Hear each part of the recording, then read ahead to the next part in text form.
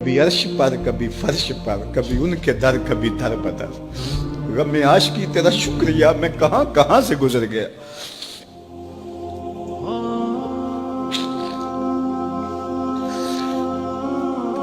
یہ میری خوش قسمتی کہ میں حضور کا امت ساری زندگی اس کا شکریہ ادا کرتا رہوں تو حق شکر ادا۔ ہم حضور کے امتی نبی انتظار کرتے رہے، نبی منتظر رہے۔ حضرت عیسیٰ نے تو نام بھی بتا دیا نا، لوگوں میں جا رہا ہوں چلو نام بھی بتا دیتا ہوں، میرے بعد جو آنے والا اس کا نام احمد ہوگا۔ نبی انتظار کرتے رہے، 12 نبیوں نے انتظار کیا حضور کی امت میں ہونے کے لیے، تمنا کی۔ نستورہ راہب انتظار کرتا رہا، بحیرہ راہب انتظار کرتا رہا، زندگیاں گزار دی انہوں نے۔ سلمان فارسی کی کہانی سن لو، مجوسی کے بیٹے تھے، حق کی طلب میں نکلے، باپ نے گھر سے نکال دیا، ایک پادری کے پاس جا کے رکے، زندگی بھر اس کی نوکری کی۔ جب اس کا آخری وقت آیا اس نے کہا میری تدفین کے بعد غموریا چلے جانا، وہاں کا پادری خدا رسیدہ ہے، تجھے اس سے کچھ مل جائے گا۔ کہتے میں وہاں سے غموریا آ گیا، پھر اس پادری کی ساری زندگی خدمت کی۔ جب وہ مرنے لگا تو اس نے کہا کوئی ایسا شخص نہیں ہے جس کے پاس اب میں تجھے بھیجوں، لیکن نبی آخر الزماں کے ظہور کے لمحے آ گئے، تو یہاں سے یثرب چلا جا، وہ اس نبی کی ہجرت گاہ ہوگی، تیری زندگی سنور جائے گی، تو نے بڑی محنت کی ہے، بڑی نوکری کی ہے میری۔ کہتے میں نے اس کو کہا کہیں ایسا نہ ہو میں دھوکہ کھا جو مجھے کوئی نشانی بتا دے۔ اس نے کہا 3 نشانیاں، ایک صدقہ نہیں لے گا، دوسرا ہدیہ رد نہیں کرے گا، تیسرا 2 کندھوں کے درمیان مہر نبوت۔ کہتے میں نے اس کی تدفین کی، یثرب کی جانب جاتے ہوئے ایک قافلے میں شامل ہو گیا، انہوں نے مجھے پکڑ کے اپنا غلام بنا لیا، لیکن میرے پہ مہربانی یہ کی کہ مجھے بیچا جا کے مدینے میں۔ ایک یہودی نے مجھے خرید لیا، میں اس کے باغ میں گوڈی کرتا تھا، کام کرتا تھا، کھجوریں توڑتا تھا، لیکن میں انتظار میں تھا کہ کبھی وہ نبی آخر الزماں آئے تو مجھے دید ہو۔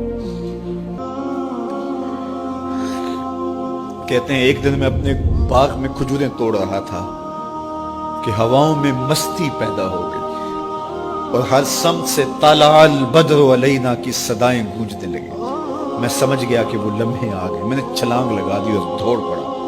میرے آقا نے سمجھا شاید غلام بھاگ گیا، اس نے دوڑ کے مجھے پکڑ لیا۔ میں نے اس کو کہا کہ میں نوکر تیرا ہی ہوں، لیکن دل نوکر کسی اور کا ہے، میں بھاگوں گا نہیں، مجھے جانے دے۔ میں کچھ کھجوریں لے گیا تھا صدقے کی نیت سے، جا کے حضور کو پیش کی۔ آقا کریم نے فرمایا ہم نبی صدقہ نہیں لیتے۔ کہتے ہیں نشانی ایک پوری ہوگی، کہتے ہیں کہ میں کچھ دنوں کے بعد اور کھجوریں لے گیا اور میری نیت ہدیہ کی تھی، میں نے پیش کی، حضور نے قبول فرما لی۔ لیکن میں بھی کہتا تھا تیسری نشانی بھی پوری ہو لے تو پھر مانوں گا، اور وہ کیا تھی؟ 2 کندھوں کے درمیان مہر نبوت۔ کہتے ہیں ایک دن حضور میرے باغ میں آئے اور آقا کریم نے اپنے مبارک کندھے پہ چادر رکھی ہوئی تھی اور چادر کی اوٹ میں مہر نبوت چھپی ہوئی تھی، اور میں پیچھے ہو کے دیکھتا تھا، اور میری آرزو یہ تھی کہ کوئی تیز جھونکا ہوا کا آئے اور چادر ہٹ جائے اور میں مہر نبوت کی زیارت کر لوں۔ حضور میرے ارادہ قلب سے آگاہ ہوئے، فَأَلْقَى إِلَيَّ رِدَاءَهُ، حضور نے چادر اتار کے میری جانب پھینکی اور پھر ایسے رخ کر کے فرمایا انظر الی ما امرت بہ، اس پادری نے جو بتایا تھا دیکھ لے آ کے۔ تو کہا میں نے دیکھا کہ حضور کے کندھوں کے درمیان